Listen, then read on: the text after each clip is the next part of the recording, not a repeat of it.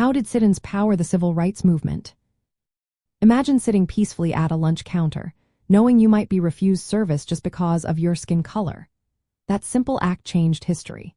The sit-in movement started on February 1, 1960, when Black students from North Carolina Agricultural and Technical Institute sat at a Woolworth's lunch counter in Greensboro, North Carolina.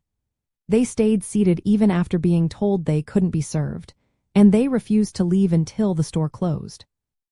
Their quiet protest sparked a wave of similar actions across the South. The sit-ins used a strategy called nonviolent direct action. Protesters peacefully confronted segregation by refusing to leave segregated spaces until their demands were heard. This approach was also called civil disobedience because it involved breaking unjust laws, like laws that kept Black Americans from sitting at certain counters or eating in certain restaurants. The goal was to highlight the unfairness of segregation without violence. Many Black leaders played key roles in organizing these protests. Ella Baker, a civil rights activist, helped coordinate efforts across different cities. The protests were mainly led by college students from historically Black colleges and universities.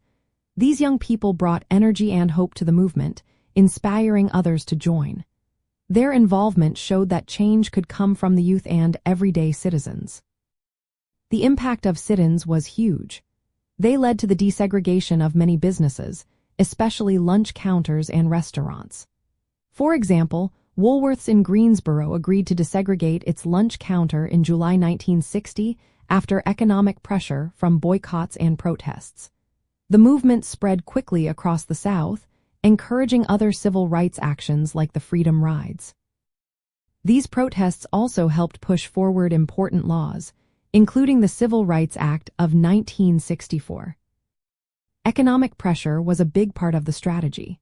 Protesters organized boycotts of segregated businesses, hurting their profits and making it clear that segregation was bad for business. This showed that peaceful protests could be powerful tools for change. The sit-in movement also inspired other forms of nonviolent protest, proving that peaceful resistance could challenge unjust laws and social norms. The success of sit-ins highlights the achievements of Black American figures and movements in fighting racial segregation. It demonstrated that strategic, peaceful protests could bring about real social change. The sit-in movement became a symbol of hope and perseverance, showing that standing up peacefully could challenge even the most deeply rooted injustices.